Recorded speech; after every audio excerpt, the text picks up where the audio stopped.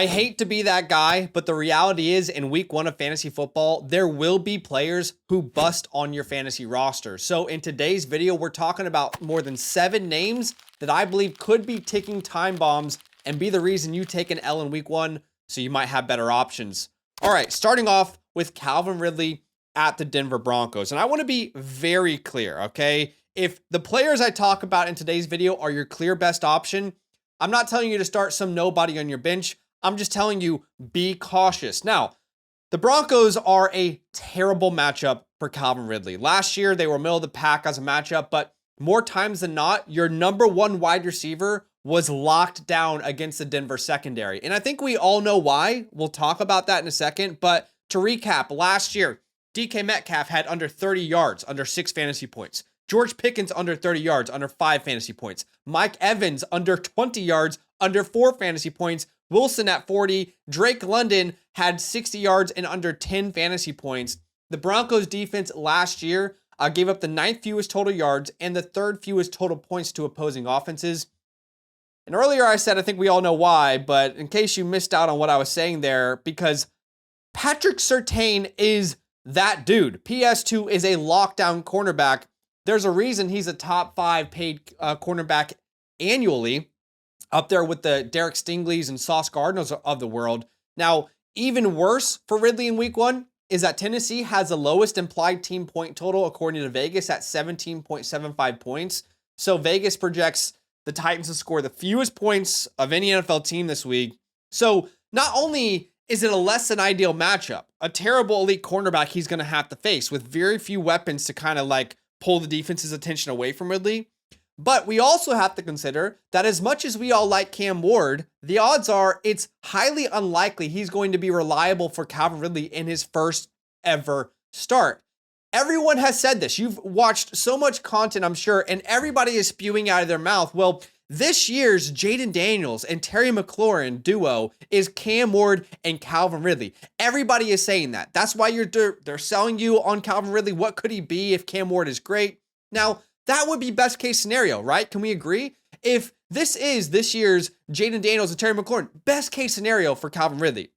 However, let's keep in mind that even last year for Terry McLaurin, it took multiple weeks for him and Jaden Daniels to get on the same page. It was not instant production. And there were good matchups. In week 1 versus Tampa Bay, Terry had 2 catches for 17 yards, 3 fantasy points. In week 2 versus the Giants, 8 fantasy points, 6 catches, 22 yards. And since 2020, most rookies who have had their first start as a number 1 overall pick quarterback have had mediocre starts, like Caleb Williams last year, 100 total yards. Bryce Young the year before that, 2 turnovers, 160 yards. You know, Trevor Lawrence is the only name on this list that threw for more than 250 yards, but he had 3 interceptions himself. Look, I am well aware that anything can happen. Now that I've made this video, I'm sure Calvin Ridley's going to go out there and put up a 30 bomb, but there is enough rationale, in my opinion, that you should be looking for other options if there is a better option out there. Now, here are the names I would rather start. Names like Ricky Pearsall, Jerry Jeudy, Emeka Egbuka, DJ Moore, Roma Dunze, Debo Samuel, Zay Flowers, Jalen Waddle. I would rather have these names in my lineup. I'm well aware that anything can happen, but that is my rationale. If you have a better option, I would encourage you to look that way. All right. The second player we're going to talk about is more like a group. I love rookies as much as you guys. We're going to talk about 6 rookies in 2025 that I think maybe you should be avoiding in week number 1. I love drafting rookies. I draft them every year. They're a key opponent to winning your fantasy football leagues. However, that is rarely because of what they do in week 1. All rookies, their involvement increases over the course of their first season. So trusting them in week 1 can be a sticky situation. Let's talk about some of the names that I'm worried about that you might have in your rosters. First off, RJ Harvey. I just want to remind you all, because I know people are going to hate me in the comment section, especially when I make a video like this. I want to remind you that I am all in on Harvey this year. He was an official My Guy. All right. He joined the My Guy club. However, in week 1, I think we should proceed with caution if you have a better option. Like I said, Dobbins is listed as a starter this week, which should be no surprise. There should be no panic from that, but we might need to wait a couple weeks for RJ to really dominate this role. That is not uncommon for rookies, by the way, even rookies with 2nd round draft capital. So the most recent examples I can think of is when Breece Hall and Ken Walker were rookies. You can see Breece, he didn't play over 50% of the snaps until week 3. Ken Walker, as a rookie, didn't play over 50% of the snaps until week number 5. So a lot of times you have to deploy patience with these running backs that are rookies. Now, that brings me to Caleb Johnson. You know, Jaylen Warren was just given an extension, a 2-year, $12 million deal. Caleb, in guarantees rather. And Caleb is currently, you know, listed as the RB3. I mean, we have RJ Harvey listed as the RB2. Now in Pittsburgh, we've got Caleb listed as the RB3. So I would not be relying on him in your lineup week 1 if you can help it. Again, I've already said this, but remember, you got to deploy patience with these rookie running backs.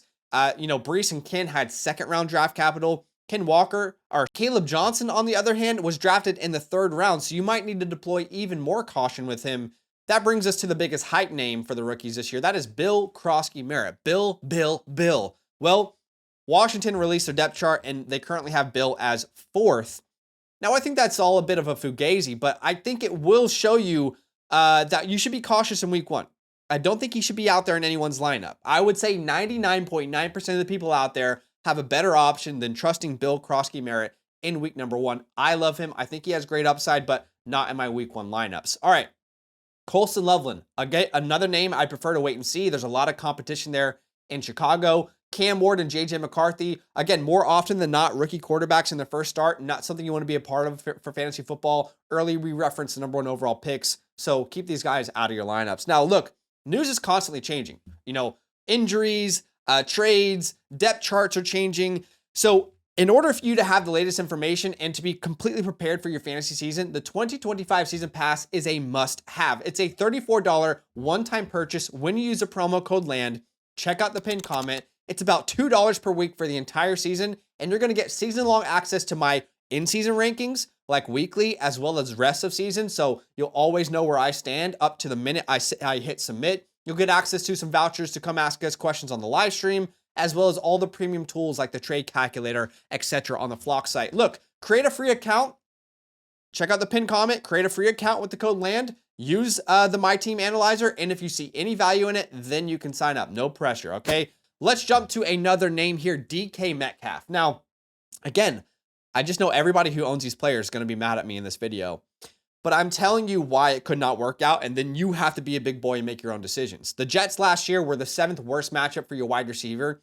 I understand it's easy to make fun of the Jets, but last year they were one of the better secondaries and defenses in general in the NFL. They gave up the 5th fewest total yards per game and the 3rd fewest passing yards per game. Sauce Gardner is just one of them dudes like Pat Surtain, man. One of the toughest matchups for your wide receiver since he entered the league. And in return for his services, the Jets made him the highest paid DB in the entire NFL.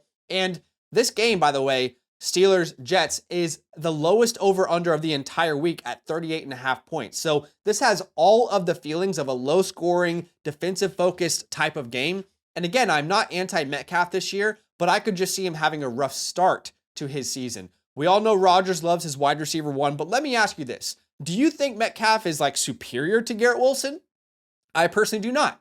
You might have a preference. I think Wilson's a more talented overall player, but you might have a preference, and I don't care where you lean. But I'm asking that because last year, in Garrett Wilson's first 4 games with Aaron Rodgers, in bad matchups, just like this is, they struggled to get on the same page for quite some time, right? In week 1, we had Garrett Wilson with 12 points, only caught about half his targets. Then that was followed by 10, 14, and 7. So all I'm saying is if you have a more rock-solid option, I would not be afraid to look towards that option instead of a DK Metcalf. Things are a little bit shaky. It might take them a while to get on the same page, especially in a bad matchup, low over under.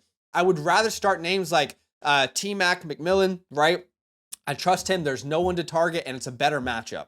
I trust Jamison Williams more, Tyreek Hill, Slick Ricky Pearsall, Jerry Jeudy, in what should be a great garbage time effort from him, Emeka Egbuka, and DJ Moore. Okay, the 4th player that we are not trusting, if we can help it, is Chris Olave. And I'm aware if you drafted him, you might have to put him in your lineup. But last year, the Cardinals were the 10th worst matchup for your wide receiver. But full transparency, I really don't think we should be like telling people to avoid this matchup. It's not at all about the Cardinals. It has everything to do with Spencer Rattler. because I don't know how to tell you to trust Spencer Rattler yet.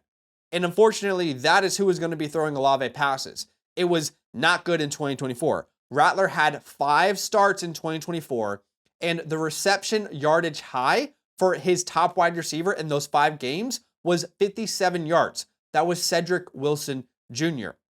And in those 5 games, Rattler's wide receiver 1 averaged 3.8 receptions, 38.6 yards, and at 40% of the time, in 40% of the games, his wide receiver 1 scored a touchdown.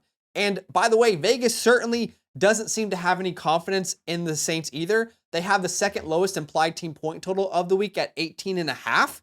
Okay, so Vegas is saying it doesn't look like a high scoring affair. You know, technically the Cardinals were a bad matchup last year. You got to worry about Spencer Rattler. I would rather have Olave on my bench if I have a better option, and then Rattler proves us wrong than be proven right by starting him and knowing it was a bad idea. Now, if you have the following options, I'd rather go there. Names like Ricky Pearsall, Jerry Jeudy, Emeka Egbuka, DJ Moore, Adunze, Debo, Zay Flowers, Jalen Waddle. I would rather have these guys in my lineups. Okay, we're going to talk about one more player, and then we're going to finish the video with players I am confident in. Starting off with Nick has got a big old Chubb. He plays the Los Angeles Rams, and just like Chris Olave, this really isn't about the matchup, okay? It's not about the Rams defense. It's more about how I imagine this game being played out.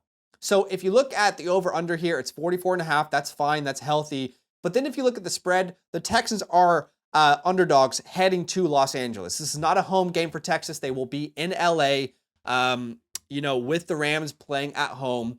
And I believe the Rams completely healthy in week 1 with Matthew Stafford, Devontae Adams, Puka Nacua, just signing Kyron Williams. That offense will be firing on all cylinders. I think the spread should be higher. I believe the Rams will be in control of this game.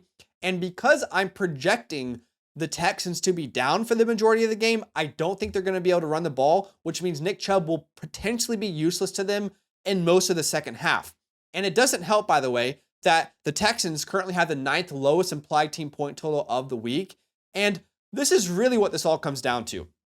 Because even if the Texans are up in this game, I think it will be because of their passing attack, not because of their rushing attack. And let me tell you why. Because according to multiple sources, I'm telling you, the Texans are the worst offensive line heading into the season. Okay, so what do I mean by that? Okay, PFF, their offensive line group ranked dead last. Draft Shark, they're ranked dead last. USA Today, ranked dead last. Fantasy Points Data, dead last. Fantasy Pros, you guessed it, dead last. I'm not convinced that there's any website out there for offensive line rankings where people analyze offensive line that has them anywhere but dead last.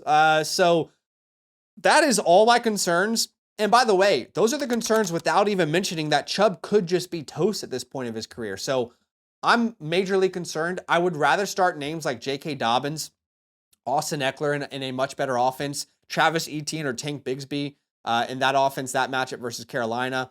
Jalen Warren, Jordan Mason, Ramondre Stevenson, or even Jerome Ford. I would rather trust these names in week 1. Look, while I don't have confidence in any of the names we talked about in today's video, here are some names that I am smashing in my DFS lineups this week. So names like Jerry Jeudy, for example, versus Cincinnati, garbage time beauty, Joe Flacco slinging him the ball. Ricky Pearsall, the only healthy wide receiver in what should be a great offense with San Francisco. Same thing with George Kittle, same idea there. Those guys should smash. Jamison Williams, divisional game versus the Packers. He should be good for a long touchdown. Chuba Hubbard has an incredible matchup versus the Jaguars. And James Conner, another incredible matchup versus the New Orleans Saints. So I submitted that with the Quick 6 Super Slam contest on FastDraft. All you have to do is choose 6 non-quarterbacks, put them into your lineup, and then on the left side of your screen, you'll see those boosters. So I'm giving Jerry Jeudy 2 times the points this week. I like to get unique with my lineups. I don't want to just select a boring, lineup that everybody's going to select, because ultimately the unique lineups are going to win you the contest. So all you got to do, enter the contest, but download the FastDraft app if you're interested. Use the code LAND. I'm going to match your deposit up to $50, and then you're going to get my week 1 rankings completely free. So check out the link in the pinned comment. And I appreciate y'all. If you're watching the video and you found any enjoyment, hit the like button, subscribe, and I'll see you guys in the next video. Check out all the videos we have on week 1 this week, because this will be the last one. And good luck, soldier. Go get that win. Draft with me every night this week on the FastDraft app, where there are thousands of dollars to be won weekly. Getting started is easy. Download the FastDraft app, use the promo code LAND at signup to get your deposit match up to $50. That's up to 10 free entries on us. And when you finish your first DFS contest, I'll send you my weekly rankings completely free. Check out the link in the pinned comment to start drafting today.